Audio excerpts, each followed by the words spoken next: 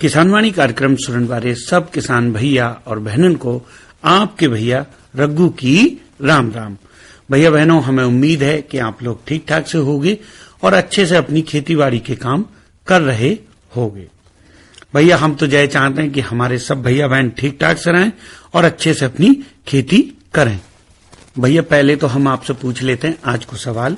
हमारा आज को सवाल है, तरल जैव उर्वरकों के प्रयोग से क्या फायदे हैं? सवाल एक फिर आप फिर सुन लियो, तरल जैव उर्वरकों के प्रयोग से क्या फायदे हैं? जाको उत्तर हम कार्यक्रम के अंत में बताएंगे और हमारे भैया भी अपना उत्तर लिख लेंगे। भैया बहनों देखो, आज हम आपको विशेषज्ञ की राय के अंतर्गत सुनवा रहे हैं भेंट वार्ता मांस के मूल्य संवर्धन से मुनाफा। इस विषय पर जानकारी दे रहे हैं डॉक्टर ए.के. विश्वास और उनसे बातचीत कर रहे हैं भैया मिथिलेश श्रीवास्तव। श्रोताओं नमस्कार। और हम बात करेंगे मांस के मूल्य संवर्धन से अधिक मुनाफा कैसे कमाएं, इस विषय पे। और इस विषय पे जानकारी देने के लिए हमने स्टूडियो में आमंत्रित किया है डॉक्टर ए.के. विश्वास जी को, जो प्रधान वैज्ञानिक हैं पशुधन उत्पाद प्रौद्योगिकी विभाग IVRI बरेली में। बहुत बहुत स्वागत है आपका डॉक्टर साहब। थैंक यू मिथिलेश जी। पहले सभी को मेरा नमस्कार। जी। और सबसे पहले तो हम हमारे श्रोताओं की तरफ से यही जानना चाहेंगे कि मांस का मूल्य संवर्धन जो है, ये बहुत सारे श्रोताओं को समझ में नहीं आ रहा होगा कि कैसे ये है, क्या मूल्य संवर्धन की बात कैसे की जा रही है, तो ये है क्या और कैसे ये होता है? एक्चुअली जब हमने मूल्य संवर्धन की बात करते हैं जी, तब पहले आते हैं इसको हमने करे कैसे। एक्चुअली मूल्य संवर्धन बहुत सारे तरीके में होते हैं। जैसे हम लोग जैसे पशु को खिलाते हैं, हमने देखते हैं जो उसका ग्रोथ कैसे हो रहा है, मतलब उसका वजन कैसे, बाहर कैसे हो रहा है। बिल्कुल। तो उसमें अगर कम हो जाता है तो उसमें बसा जो है ना फैट कहते हैं उसका कम होता है। और उसका जैसे बढ़ते भी होता है, जो उसका लास्ट स्टेज में हमने जो ग्रो होता है उस टाइम में अगर उसको खिलाते हैं ज्यादा कैलोरी देता है तो वो फैट ज्यादा हो जाता है। ज्यादा फैट हो जाता है तो उससे ज्यादा से ज्यादा जो है उसका प्राइस मिलेगा। जी। तो ये एक्चुअली उपभोक्ता का अनुसार से ये किया जाता है। कुछ लोग ऐसा चाहते हैं जो हमें मांस से भी कुछ एंटीऑक्सीडेंट होना चाहिए जैसे ना, तो वो हमारा ऐसे कुछ ओमेगा 3 फैटी एसिड आप लोगों को पता होगा, जो ओमेगा 3 फैटी एसिड मांस में आजकल किया जाता है। इसमें कुछ आहार्य बदलाव का से इसका किया जाता है। जैसे हमने फ्लेक्स सीड खिलाता है, फ्लेक्स सीड में ओमेगा 6 फैटी एसिड होता है और वो ओमेगा 6 फैटी एसिड जब हमने खिलाते हैं जो पशु, खास करके कुकुट का बात करूं तो कुकुट उसको ना ओमेगा 3 फैटी एसिड कर देते हैं और वो हमारा मांस पशु के मांस में आ जाता है, कुकुट के मांस में, और वो हम लोग खाते हैं तो उसको फायदा हमने लेते हैं। जी।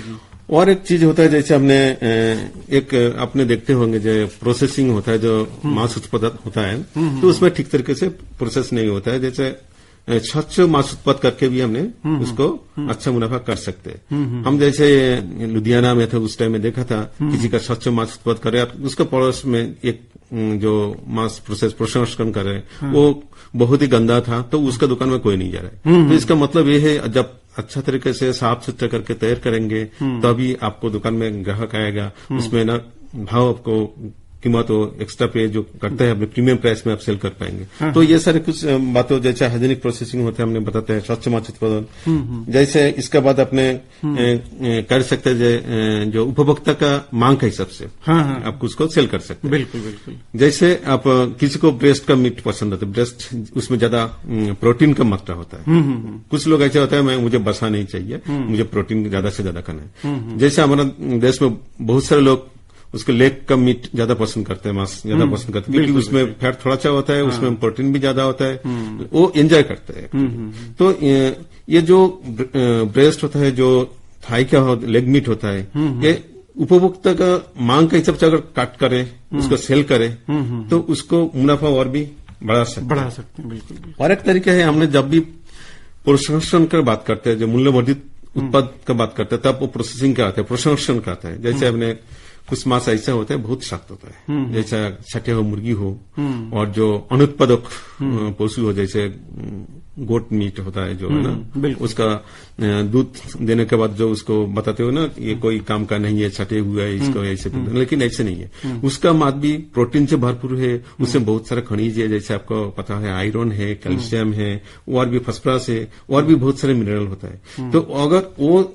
जो छठी हुआ जो मांस को उसको प्रसंस्करण खास करके कीमा आधारित उत्पाद बनाए तो क्या होता है उसमें ज्यादा फायदा होता है, क्योंकि वो सख्त मांस ऐसा अपने जैसे खासतौर पे जो हमारा रसोई में बनाता है उसमें पिघलने में काफी मेहनत करना पड़ता है, उसका काफी कुकिंग करना पड़ता है। लेकिन उसका हमने जो अगर कीमा आधारित उत्पाद करें तो उसको आसानी से कुछ उत्पाद बना सकते हो जो उसका जिसका मांग बहुत ही ज्यादा है। जैसे आप सुना होगा कुछ पेटीज, नागेट्स इस टाइप का बाजार में हो रहा है, और इसमें फायदा इसलिए ज्यादा है जैसे उसका कॉस्ट बहुत ही कम होता है। अच्छा।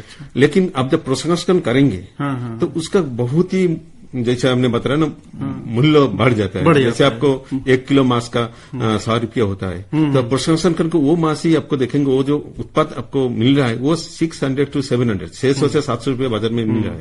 तो आप देखिए सीधे जो इसको ना उसको बढ़ोतरी आ रहा है, जो आय आ रहा है, मुनाफा आ रहा है, वो 400 से 500 रुपया आ सकता है। बिल्कुल। जैसे छठे हुए मुर्गी की बात करिए, जैसे लेयर फार्मर के अंडे के लिए उत्पाद करते हैं, उसके निपटाने में इतना मुश्किल होता है उनको, तो वो कहते हैं हमने कैसे निपटाए। तो इसमें इस टाइप का जो मैं बता रहा हूँ कीमा आधारित उत्पाद अगर बनाए, उसमें कुछ उत्पाद बनाए तो इसमें ज्यादा से ज्यादा मुनाफा कमा सकते हैं। अच्छा, कीमा आधारित उत्पाद की बात के अलावा मांस का अचार भी काफी। हाँ, मांस का अचार हमारा जैसे अचार हमने हमारा देश में हमने बताएंगे जो पारंपरिक उत्पाद है। हाँ, बिल्कुल ट्रेडिशनल प्रोडक्ट होता है, उत्पाद होता है, उससे इसमें काफी फायदा होता है। इसमें खासियत ये क्या है, जो अचार बनाएंगे तो उसमें घर का तापमान में आप काफी देर तक रख सकते हैं। हमने जो पिछले बार देखा है जो उसमें ना 6 महीने तक कुछ नहीं होता है।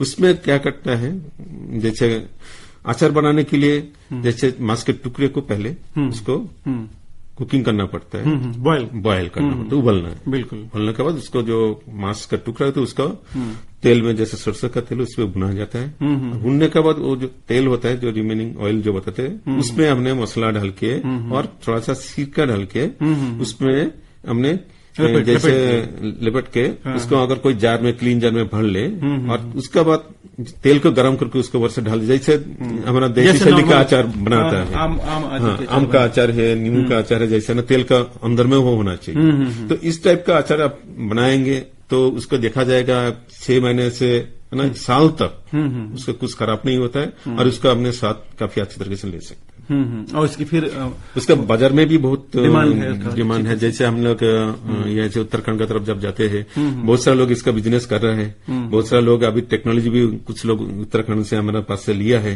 तो उसका काफी फायदा ले रहा है, उसका मुनाफा काफी ले रहा है। तो ये बहुत आराम से, क्योंकि ना ये हमारा पारंपरिक उत्पाद है तो उसको पता है इसका स्वाद कितना अच्छा है, तो वो काफी अच्छा, क्योंकि रखने का कोई झंझट नहीं होता है, उसका आराम से जब मर्जी उसको उठा लेते खा सकते हैं। तो ये बहुत सारे लोग इसका पसंद करते हैं, तो क्योंकि यही इसका खासियत है, जो जब कभी भी मर्जी उसको ले लीजिए, टेस्ट कर लीजिए। लेकिन जैसे कई सारे कुक्कुट है, गोट है, तो कई सारे हैं, किसका अचार सबसे बेहतर रहेगा? सबसे बेहतर तो कुक्कुट का अचार ही है, क्योंकि खास करके किसानों के लिए, फार्मर के लिए इसमें क्या खासियत ये है ना, हमने एक चीज अभी बताता है, जैसे जो कुक्कुट है वो हमें पसंद किया है, मतलब हमारा साथ इतने जुड़े हुए हैं, हम लोग इसका इतना पसंद करते हैं, तो इसके लिए बिजनेस शुरू करना चाहिए। कोई बनाना चाहता है तो कुक्कुट का मांस ले ले। और मैं ये कहना चाहूंगा, जो जब ज्यादा से ज्यादा फायदा लेना है तो जो छठे हुए मुर्गी का जो मांस है तो वो बहुत कम कीमत में वो मिल जाता है बाजार में। और उसको अगर प्रोसेस करे, उसका प्रसंस्करण करके उसका अचार में करे तो उसका फायदा मुनाफा ज्यादा होगा। जैसे ब्रॉयलर का जो मुर्गी है वो 250 रुपये किलो है बाजार में, उसको अगर आप प्रसंस्करण करके अचार बना के उसके 500 रुपये सेल करेंगे तो आपको मुनाफा फायदा कम होगा। और छठे हुए मुर्गी आपको एक मुर्गी करीब 1 किलो का वजन का भार का होगा तो वो 50 से 60 रुपये में बाजार में मिलता है। और उसी को आपको अगर अचार बनाए और उसको प्रोसेस करते तो 500 से 600 रुपया उसको मिलता है। तो ये इसका वेरिएशन काफी ज्यादा है, उसका मुनाफा का चांसेस मतलब ये प्रजातियों पे थोड़ा सा है, डिपेंड करता है, प्रजाति का डिपेंड करता है। जैसे हमारा जो कंज्यूमर होता है, जो उपभोक्ता होता है इंडिया का, तो करीब 70% जो है वो मुर्गी का मांस पसंद करते हैं, बाकी कुछ लोग गोट का मीट पसंद करता है। तो इसीलिए मुनाफा का चांसेस हमेशा ही अभी तक कुक्कुट में ही ज्यादा हो रहा है। यार गोट का मांस जो उसका कीमत भी ज्यादा है, जो मांग ज्यादा है लेकिन उसका कीमत भी ज्यादा है, उसका जो मुनाफा का चांसेस ज्यादा है, क्योंकि 1 किलो गोट मीट आप बाजार में खरीद करेंगे तो आप उसको 550 से 600 किलो है, तो उसका आप उत्पाद भी बनाएंगे, कोई अचार भी बनाएंगे तो 700 रुपये ज्यादा मुनाफा का चांसेस होता नहीं। तो इसलिए मेरा सलाह यही है, जो वो लोग जो भी फरमान लोग जो बिजनेस करना चाहते हैं वो जो छठी मुर्गी है उससे ही उत्पाद बने, उससे ही अचार बने। अच्छा, जैसे आपने कीमा की बात की, तो कीमा के किस तरह से प्रोडक्ट्स और बनाए? कीमा का बहुत अच्छा उत्पाद है, खास करके आप मल्टीनेशनल कंपनी जो है अभी बहुत सारे फ्रेंचाइज है, वो लोग इसका बिजनेस काफी शुरू कर रहे हैं। वर्टिकल इंटीग्रेशन हमने एक चीज बताता है, जैसे बहुत सारा लोग फार्मिंग करते हैं, पोल्ट्री फार्मिंग कर रहे हैं, कुछ गोट फार्मिंग कर रहे हैं, तो वो लोग साथ साथ में भी प्रसंस्करण कर रहा है। लेकिन कीमा आधारित उत्पाद जो छठी हो मुर्गी हो, छठी हो जो अनुत्पादक पशु हो, उसका मांस से करना चाहिए। उसमें क्या करते हैं, जैसे एक हमारा जो बॉल चॉपर होता है, उसके पहले जैसे आपको देखते हैं चक्की है, चक्की से आटा पीसता है, इस टाइप का ये हमने उसको बताता है ग्राइंडर मिक्सचर। तो ये बाजार में बहुत कम दाम में मिल जाता है और उसको हड्डी ना हो इस टाइप का मांस को अलग करके उसी मांस को वो को ग्राइंडर में डालते जाना और उसका कीमा बन जाता है। और वो कीमा के साथ मसाला मिला के, ठंडा पानी मिला के और साधारण केमिकल जो होता है उसको मिला के हमने बना सकते हैं। तो जैसे उसमें पूरा प्रोसेस अगर हमारे श्रोताओं को अगर आप बताएं। जैसे इसमें तैयार के लिए आपको पहले जो सब्जी जैसे कीमा के साथ अनाज का आटा, जैसे क्योर, एक्सीलरेटर, बेकिंग सोडा तथा ठंडा पानी मिला के इसको बनाया जाता है और सभी को 10 डिग्री तापमान में इसको मिलाया जाता है। और एक प्रकार ऐसा फार्मूलेशन अनुसार जो बनाया जाता है जो कि उसमें तेल भी डाला जाता है, जैसे सादा तेल होता है ना, सोयाबीन तेल, उसको डाल सकते हैं, जैसे सब्जी डाल सकते हैं, किसी ने लौकी डाल सकते हैं, गोभी डाल सकते हैं, सोया नगेट्स डाल सकते हैं। इसमें डालने से क्या होता है ना, एक जो कीमत जो होता है जो मैं बताया था पहले उसका कम हो जाता है, प्रोसेसिंग का कॉस्ट जो है कम, क्योंकि मांस का कॉस्ट काफी होता है, तो वो अनाज डालने से और वो कुछ सोयाबीन डालने से उसका कीमत कम हो जाता है और उसका फायदा का संचय ज्यादा होता है। इसके नमक भी मिलाया जाता है, पॉलीफॉस्फेट होता है वो भी मिलाया जाता है, साधारण केमिकल होता है जिससे खराब ना हो, कुछ अदरक, प्याज, लहसुन का पेस्ट, इस हर एक एक साथ मिलाता है। मिलाने के बाद क्या होता है, जब एक बाल चॉपर में डालता है, एक चॉपिंग होता है, मिक्सिंग होता है उसमें, जब वो घूमते रहता है और मांस को काटता है और जैसे आपने आटा देखे होंगे, आटा जैसे वो डो बन जाता है। डो बनने के बाद आप इस कीमा आधारित उत्पाद बहुत सारे प्रोडक्ट बना सकते हैं। यही जो हमने इमल्शन बताते इसको, तो इससे लेके जैसे आपने ब्रिक जैसे हमने बताता लोफ स्लाइस बना सकते, अपने नागेट्स बना सकते, जो कोफ्ता देखा होगा गोल करके होता है वो बना सकते हैं आप, जैसे सलामीज होता है बाजार में, सलामीज बना सकते हैं, हमारे कबाब बना सकते हैं। तो ये सारे करीब 1 डजन उत्पाद इससे बना सकते हैं। बिल्कुल। और इसमें लागत भी ज्यादा नहीं होता है, जैसे बहुत कम दाम में बाजार में अभी उपलब्ध है, बहुत सारे लोग भी पसंद भी कर रहे हैं। इसमें खास बात यह है ना, उसमें हड्डी नहीं रहता है, जैसे पनीर जैसे है, तो उस टाइप का ही हो जाता है, तो खाने में बहुत स्वाद होता है। बहुत लोग होता है, मतलब बुजुर्ग लोग भी, दांत बात नहीं है तो भी खा सकते, बुजुर्ग हो, बच्चे हो, जिसको प्रोटीन इसमें अच्छा होता है। तो इससे ये करके ना इसको आसानी से बना सकते हैं और एक बार ये बन जाता है ना, इसका ग्राहक इतना बढ़ेगा उसमें काफी जल्दी वो आगे बढ़ सकता है। अब बात ग्राहक को बढ़ाने की करते हैं कि कैसे मार्केटिंग कैसे की जाए। मार्केटिंग बहुत सरल तरीका है। किसी को मार्केटिंग करना है तो उसको ब्रांड जरूरी होता है। जैसे मैं कुछ प्रोडक्ट सेल कर रहा है तो हमें ब्रांडिंग करें। जो मैं ये कंपनी का मैं खुल रहा हूँ तो उसका ब्रांडिंग का बाद उसका आता है, उसको पहले हमने बताते हैं उसका अच्छा तरीके से उसका एडवर्टाइजमेंट करिए। जैसे सजेशन करते हैं जब ठीक है प्रोडक्ट बना रहे उसके पहले आप एडवर्टाइजमेंट करिए, जो लोगों को पता चले जो कंपनी का ये प्रोडक्ट बाजार में है ये ले सकते हैं। तो धीरे धीरे उसको शुरू करना है। और उसको एक चीज होता है जो पैकेजिंग होता है, पैकेजिंग आजकल देखेंगे जो तो अच्छा तरह का ग्राफिक होता है, तो ऐसा ही मास्क का जो पैकिंग होगा तो उसका ग्राफिक अच्छा तरीके होता है। जो प्रोडक्ट अंदर में है उसका ग्राफिक अच्छा तरीके से होना चाहिए। और अंदर में जो उत्पाद जो प्रोडक्ट है उसको क्या क्या न्यूट्रिशनल वैल्यू है वो करना काफी जरूरी होता है। जो प्रोटीन का मात्रा क्या है, क्योंकि आजकल लोग ना जो खाते हैं तो उसको ऐसा लगता है जो हमने कितना कैलोरी ले रहे हैं। बहुत लोग अभी हेल्थ कॉन्शियस हो गए, वो सोचता है मैं ये तो खा रहा हूँ, मैं मोटे तो नहीं होंगे, इसमें कितना कैलोरी ले रहा हूँ। हाँ, तो ये सारी इन्फॉर्मेशन पैकिंग में होना चाहिए। उसको ब्रांडिंग करे, उसका अच्छा तरीके से ग्राफिक डिजाइन करे, एडवर्टाइजमेंट करे, और कभी भी क्वालिटी का कॉम्प्रोमाइज नहीं करना है। हाइजीन का ध्यान देना है।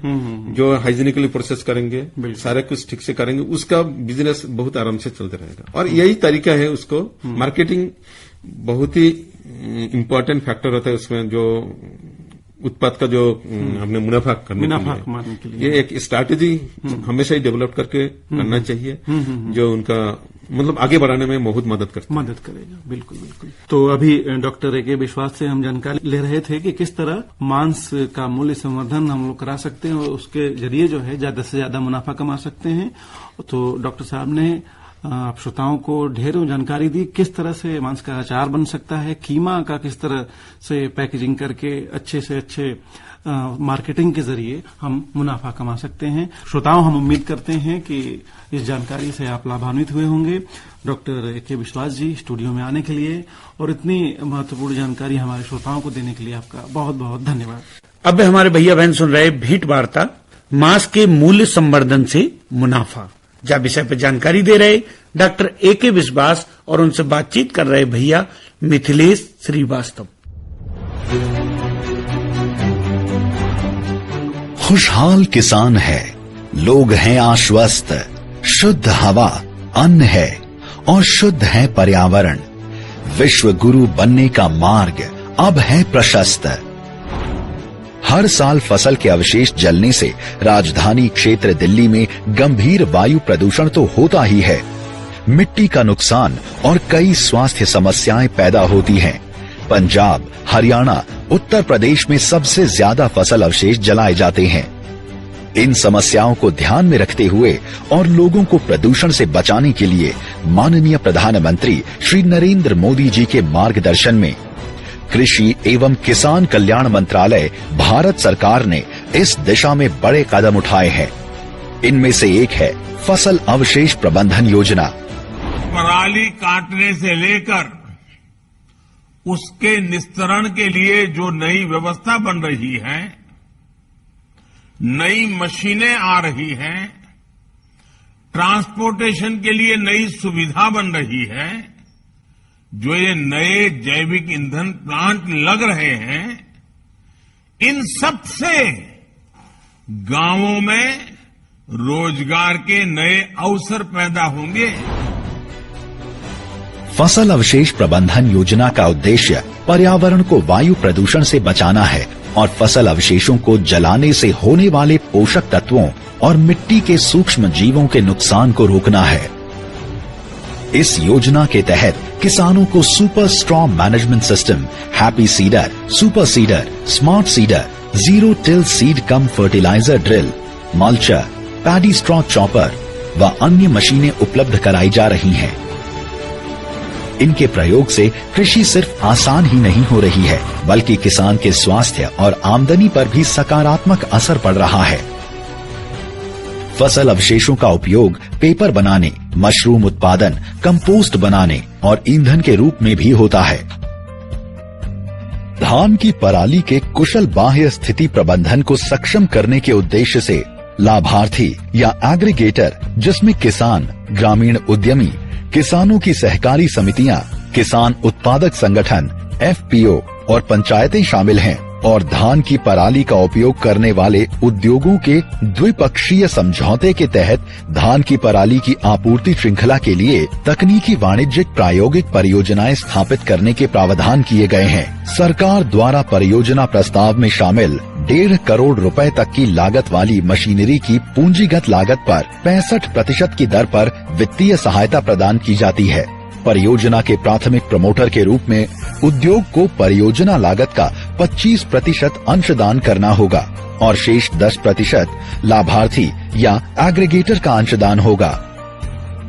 फसल अवशेष प्रबंधन मशीन खरीदने के लिए 50% सब्सिडी उन किसानों को जो अकेले खेती करते हैं, 80% सब्सिडी किसान, एफपीओ और 5 पंचायतों की सहकारी समितियों को तथा पिछले 5 सालों में 3,138 करोड़ रुपए से अधिक किसानों को मशीनों पर सब्सिडी और सूचना, शिक्षा और संचार गतिविधियों के लिए जारी किए गए हैं।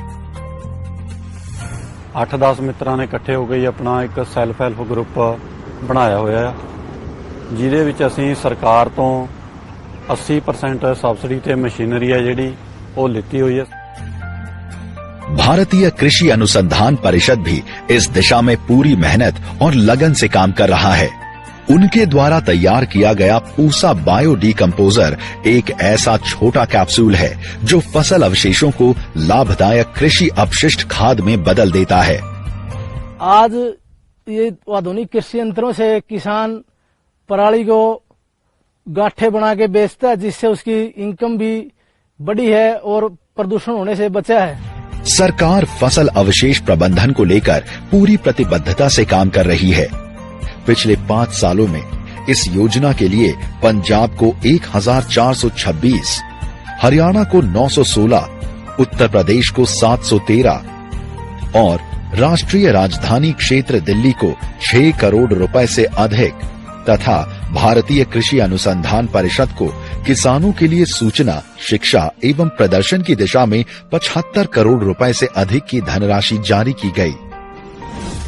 खास बात ये कि कृषि एवं किसान कल्याण मंत्रालय भारत सरकार ने सिस्टम को और ज्यादा सुचारू रूप से चलाने वाला बनाने के लिए एक मल्टी लैंग्वेज मोबाइल ऐप भी बनाया है, जिसे फार्म्स यानी फार्म मशीनरी सॉल्यूशंस ऐप नाम दिया गया है। वो दिन दूर नहीं जब किसानों के खेत में प्रदूषण को बढ़ावा देने वाला हानिकारक धुआं नहीं होगा, स्वच्छ पर्यावरण और किसानों का आर्थिक विकास होगा। स्वस्थ कृषि, स्वच्छ पर्यावरण और अच्छे स्वास्थ्य के प्रति अपने हर संकल्प को सिद्धि तक पहुंचाने के लिए पूरी प्रतिबद्धता के साथ निरंतर फसल अवशेष प्रबंधन योजना का श्रेष्ठ नेतृत्व कर रहा है कृषि एवं किसान कल्याण मंत्रालय, भारत सरकार।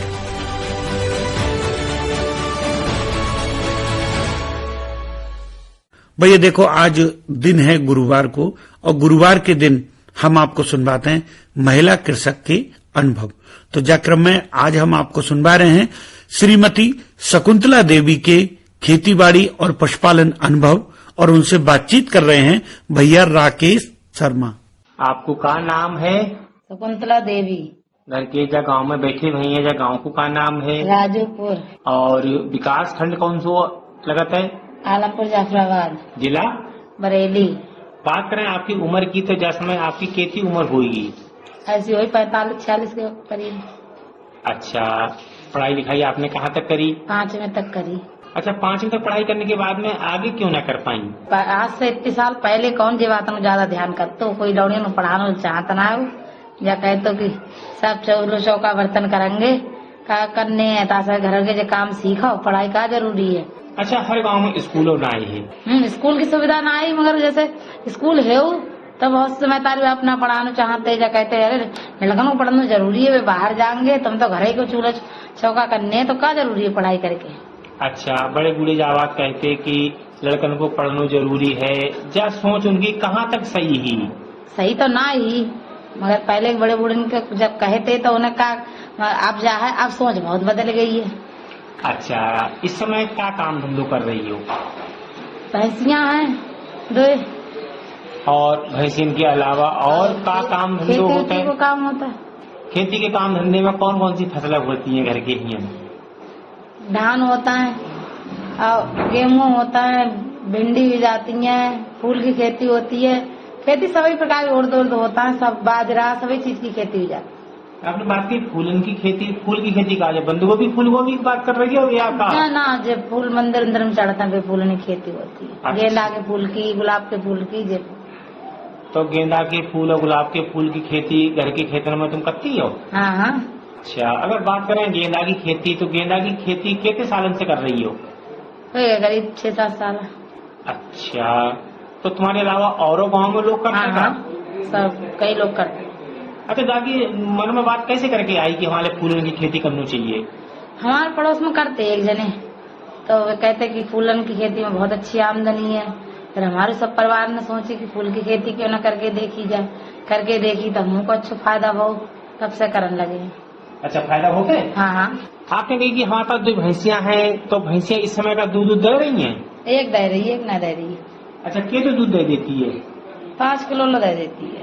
तो 5 किलो दूध सब घर ही में इस्तेमाल करो जाते हैं, बेच बांच देती हो? एक टाइम को खा लेते हैं, दही भी जमा लेते हैं, हरिया में रख देते हैं, एक टाइम को डेयरी पे भिजवा देते हैं। तो भैंसिया पालने से फायदा क्या है? फायदा जय है, देखो दूध घी मठा सब चीज खाने को मिल रही है। माँ के बाद में करना ईंधन तापन अकेला है, चूल्हे पर रोटी करके खा लो। और दूसरे फायदा जब शाम को दूध बिक जाता, 4 पैसा आता है घर में। हर चीज से फायदा है जानवर पालन से। अच्छा, जो जानवर आप पालती हो तो उनसे अच्छो मुनाफा होए, आपके जानवर बीमार न पड़े, जाके कौन कौन सी बातों को ध्यान रखती हो? जानवर के नीचे साफ सफाई रखता है, टीकाकरण उनको करवाता है, यही सब बातों को ध्यान रखता है। ठंडन में राख फैला के तो उनके झूला वूला उड़ा के रखता है, यही सब है होता है। बहुत अच्छी बात आपने कही कि टीकाकरण करवाते हैं। टीकाकरण कराने से क्या फायदा है? टीकाकरण कराने से? हाँ, टीकाकरण से हमारे जानवर बीमार कम पड़ेंगे। बिल्कुल, बहुत अच्छी बात कही। जानवर में जैसे कि खुरपका है, मुंह पका है, जो बीमारी भी जाती है, तो अगर हम टीकाकरण करवा देंगे तो हमारे पशु जो है बीमार न पड़ेंगे, खुरपका मुंह पका की बीमारी न होगी। और दूसरी बहुत अच्छी बात आपने जा कही कि साफ सफाई को विशेष ध्यान रखते हैं। ठंड के समय पर झूल उल उड़ाए देते हैं, बहुत जरूरी है, क्योंकि जब मौसम बदलता है, गर्मी के समय में हम साफ सफाई करें, ठंड के समय में भी साफ सफाई जरूरी है। और ठंड से हमारे पशु बचे रहें, जाके ले जो उनकी पशुशाला है वह गर्म बनी रहा है। बाकी आसपास में थोड़ी जो दरवाजे वगैरह होते हैं उन पर टटिया उटिया डाल दी जाए, जिससे कि ठंडी ठंडी हवा है, कोहरा वगैरह पकता है, बर्फान चलती है, तो वह हमारे पशु उनके लिए ना लगे। अच्छा, हमारे जो भैया गांव में रहने के बाद में पशु ना पालते हैं, उनसे आप क्या कहना चाहोगी? उनसे जय कहना, गाँव में रह के पशु ना पालना तो बताओ, गाँव की जिंदगी बेकार है। गांव में तो पशु बहुत जरूरी है। देखो जिनके खेती है उनके प्यार हो घर को, भूस घर को, तो जानवर तो वैसे ही पलते रहेंगे। और जानवर से फायदा है वो अलग। जानवर पालना बहुत जरूरी है। हम सब भैया से गांव के जय कहना चाहेंगे कि जानवर पालें। अच्छा, जो गोबर होता है, गोबर को आप क्या करती हो? कंडा थोप देते हैं। तो अब तो घर घर पे गैस की व्यवस्था है, गैस वाले चूल्हे सब इस्तेमाल करते हैं, तो कंडन को क्या होता है? कंडा बिकी हो जाता है, तापन वाले ले जाते हैं। और जो गाँव में हलवाई है हमारे, इनकी भट्टी उट्टी चलती है तो वे ले जाते हैं। हमारा कंडा बिकी हो जाता है, हम खुद चूल्हे पर रोटी बना लेते हैं। गाँव हम जब देख रहे हैं कि गाँव में बरोसी होती है, दूध जमा हो जाता है, जाते हैं। बाव के नीचे कंडा लगाता है, कंडा लगा देता है। जब बरसात को समय होती है, कंडा नाट होते जाते हैं, तो बाद समय गोबर को क्या होता है? भूरे पर डला खाद बन जाती है। तब खाद को क्या होता है? खेत में डाल देते, डलवा देते अपने। अच्छा, कहने को मतलब है कि हमारे पशु जो हैं हमारे लिए बहुत ही उपयोगी हैं, दूधो उनके काम में आता है।